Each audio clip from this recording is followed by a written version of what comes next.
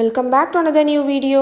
First of all ரொம்ப நான் sorry கேட்டுக்கிறேன். ஏன்னா அடிக்கடி என்னால் வீடியோ போட முடியல. ஏன் வீடியோவே போட மாட்டீங்கன்னு எல்லாரும் எனக்கு கழுவி ஊற்றுனதுக்கப்புறம் தான் ஃபைனலி வீடியோ போடலான்னு சொல்லிட்டு இந்த வீடியோ நான் வந்து ஷூட் பண்ணேன். லாங் வீடியோ ஷூட் பண்ணி எடிட் பண்ணி வாய்ஸ் ஓவர் பண்ணி அதை அப்லோட் பண்ணுறதுன்றது ஒரு பெரிய வேலை. அதனால அடிக்கடி என்னால் கொடுக்க முடியல. பட் இனிமேல் டெய்லி மார்னிங் ஷார்ட்ஸ் 8 மணிக்கு கண்டிப்பாக அப்லோட் ஆகிரும். ரீசெண்டாக அப்லோட் பண்ண ஷார்ட்ஸ் வீடியோலேயே நான் சொல்லியிருப்பேன், என்னுடைய டெஸ்ட் பேட்சில் இப்போ பிரேக் விட்டுருக்காங்க. ஜூன் 1லேருந்து அகைன் ஸ்டார்ட் ஆகும்னு சொல்லிட்டு. ஸோ இந்த டைமை யூஸ் பண்ணி பேலன்ஸ் நோட்ஸ் எடுக்காமல் இருக்கிற யூனிட்ஸ் எல்லாத்தையுமே கம்ப்ளீட் பண்ணலான்னு ஃபுல் ஃப்ளெஜ்டாக உட்காந்து ஜிஎஸ்க்கு தான் நோட்ஸ் எடுத்துகிட்டு இருக்கேன். ரீசெண்டாக எனக்கு அதிகமாக வர கமெண்ட்ஸ், நோட்ஸ் எப்படி எடுக்கணும், எந்தெந்த வீடியோஸ்லாம் பார்த்து நோட்ஸ் எடுக்கிறேன், எப்படி நோட்ஸ் எடுக்கிறீங்கன்னு சொல்லிட்டு செப்பரேட்டாக ஒரு வீடியோ போட சொல்லி கேட்குறீங்க. நானுமே கண்டிப்பாக அதை கொடுக்கலான்னு தான் பிளான் பண்ணியிருந்தேன்.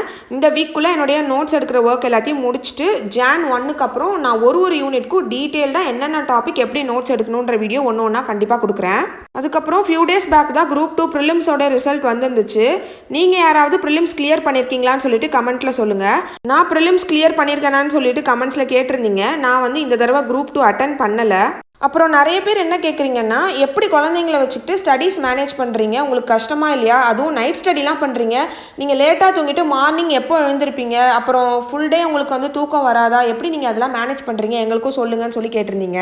எனக்கு வந்து படிக்கிறதுக்குன்னு ஃப்ரீயாக கிடைக்கிற அந்த 3 hours வந்து நான் நைட் ஸ்டடி பண்ணுறது தான். மேக்ஸிமம் ஒரு 10 to 10:30க்கு ஸ்டார்ட் பண்ணால் 1 to 1:30 கம்ப்ளீட் பண்ணுவேன்.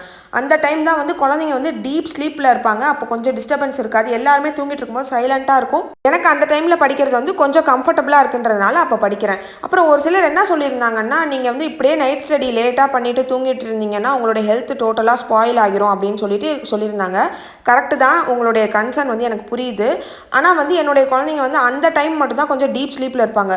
ஸோ ஏர்லி மார்னிங் நான் எழுந்து படிக்கணும்னு பிளான் பண்ணேன்னா, ஏர்லி மார்னிங் வந்து பாப்பா எழுந்துப்பாங்க, ஃபீட் பண்ணிவிட்டு அவங்கள கொஞ்சம் இது பண்ணிவிட்டு நான் திருப்பி தூங்கும்போது அவங்க கொஞ்சம் டிஸ்டர்ப்டு ஸ்லீப்பில் இருப்பாங்க.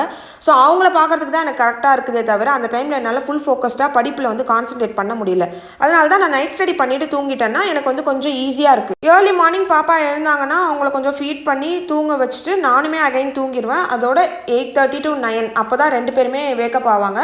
ஸோ அந்த டைம் எனக்கு எந்திரிக்கும் போது கரெக்டாக இருக்கும். நான் டெய்லி வந்து ஒரு 6:30 to 7 hours அவ்வளோதான் தூங்குவேன். அதுக்கப்புறம் நான் மார்னிங் எழுந்துட்டேன்னா அடுத்து நைட் ஸ்டடி பண்ணிவிட்டு நான் தூங்குற வரையும் எனக்கு வந்து தூங்குறதுக்கான டைம்லாம் கிடைக்காது. நான் நேப்லாம் எதுவும் எடுக்க மாட்டேன்.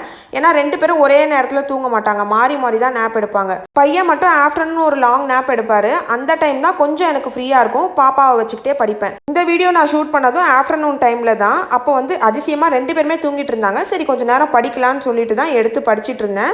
கொஞ்ச நேரத்துலேயே பாப்பாவுமே எழுந்துட்டாங்க. இந்த ஒரு 1 to 1.5 hours, அதுக்கப்புறம் நைட் ஸ்டடி ஒரு 3 hours இதில் நான் படித்தாதான் உண்டு. இதுக்கு நடுவில் எக்ஸ்ட்ரா டைம் எல்லாம் வந்து எனக்கு படிக்கிறதுக்கே டைம் கிடைக்காது. 2 பேரையும் சமாளிக்கிறதுக்கே கரெக்டாக இருக்கும். இப்படி தான் எனக்கு போயிட்டுருக்கு. நீங்கள் ஒரு நாளைக்கு எவ்வளோ மணி நேரம் படிப்பீங்கன்றதை கமெண்ட்டில் சொல்லுங்கள். ஒரு சிஸ்டர் கேட்டிருந்தாங்க, எப்படி நெகட்டிவிட்டி, கிரிட்டிசிசம், ஃபெயிலியர் இதெல்லாம் ஓவர் கம் பண்ணி படிக்கிறீங்கன்னு சொல்லிட்டு. எனக்கு பர்சனலாக என் ஃபேஸ்க்கு நேராக வந்து யாரோ கிரிட்டிசைஸ் பண்ணுறதோ இல்லை நெகட்டிவாக பேசுனதோ இதுவரையும் பண்ணதில்லை. நமக்கு பின்னாடி கண்டிப்பாக பேசுவாங்க, அதை பற்றி எனக்கு எந்த கவலையுமே கிடையாது. ஏன்னா நம்மளால் எல்லாருடைய குட் புக்ஸ்லையுமே கண்டிப்பாக இருக்க முடியாது. நம்ம என்ன தான் 200% எஃபோர்ட் போட்டு அவங்கக்கிட்ட பழகினாலுமே நம்ம இல்லாத டைமில் நம்மளை பற்றி குறை சொல்ல தான் செய்வாங்க. அதை நம்மளால் தவிர்க்கவே முடியாது. ஸோ அவங்க சொல்கிறதெல்லாம் நம்ம மண்டையில் ஏற்றிக்கிட்டோன்னா நம்மளால் எதுவுமே பண்ண முடியாது. முக்கியமாக ஸ்டடீஸில் நம்ம கான்சன்ட்ரேட் பண்ணோன்னா இந்த மாதிரி பீப்புள் எல்லாத்தையும் கொஞ்சம் ஓரம் தள்ளி வச்சுக்கிறது தான் நமக்கு நல்லது.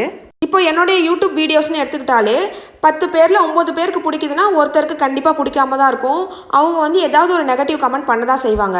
கன்ஸ்ட்ரக்டிவ் கிரிட்டிசிசம் ஏதாவது வச்சாங்கன்னா கண்டிப்பாக நான் அதை அக்செப்ட் பண்ணிவிட்டு நான் அதை சேஞ்ச் பண்ணிக்க ட்ரை பண்ணுவேன். இதுவே இவங்கள ஹர்ட் பண்ணணுன்ற மோட்டிவோடே வந்து சில பேர் வந்து நெகட்டிவ் கமெண்ட் போடுவாங்க. அதை பற்றி நான் மைண்ட் பண்ணிக்க கூட மாட்டேன். அவங்க போட்ட அடுத்த செகண்டே நான் அதை டெலிட் பண்ணிடுவேன். இதே தான் நம்ம லைஃப்லையுமே அப்ளை பண்ணணும். உங்களுக்கு ஒருத்தவங்க நெகட்டிவாக ஃபீல் ஆகுறாங்க, அவங்களுடைய பேச்சு உங்களுக்கு பிடிக்கலன்னா அவங்ககிட்டேருந்து கொஞ்சம் டிஸ்டன்ஸ் மெயின்டைன் பண்ணிக்கிறது நல்லது. நம்மளை சுற்றி இந்த நெகட்டிவ் பீப்புள்ஸ்லாம் இருக்கிறது கூட ஒரு விதத்தில் நல்லதுன்னு தான் நான் சொல்லுவேன். ஏன்னா இப்போ நம்மளை பற்றி அப்படி பேசிட்டாங்களே, அவங்க முன்னாடி நம்ம கண்டிப்பாக ஒரு கவர்மெண்ட் ஜாப் வாங்கியே ஆகணுன்ற உத்வேகம் ஒன்று கிடைக்கும்ல. அதுக்காகவாவது நம்மளை பற்றி நெகட்டிவாக பேசுகிறாங்கன்னா கொஞ்சம் சந்தோஷப்பட்டுக்கலாம். மற்றவங்கள பற்றி குறை சொல்கிறதையே ஃபுல் டைம் ஜாபாக வச்சிட்ருப்பீங்கல்ல, அவங்க யாராவது என்னுடைய வீடியோ பார்த்தீங்கன்னா ஒன்று சொல்லிக்கிறேன். உங்களால் முடிஞ்சால் 4 பேருக்கு நல்ல வார்த்தை இருந்தால் ஏதாவது சொல்லுங்கள். அப்படி இல்லைனா சைலண்ட்டாக இருக்கிறது எவ்வளவோ பெட்டர். இந்த விஷயத்தை பற்றி தான் இந்த வீடியோவில் முக்கியமாக பேசணும்னு நினச்சேன். இந்த வீடியோ உங்களுக்கு பிடிச்சிருந்தா லைக் பண்ணிவிட்டு நம்ம சேனலை இன்னும் சப்ஸ்கிரைப் பண்ணாமல் பார்த்துட்டு இருந்தீங்கன்னா மறக்காமல் சப்ஸ்கிரைப் பண்ணிக்கோங்க. தேங்க்யூ ஸோ மச் ஃபார் வாட்சிங். Bye bye.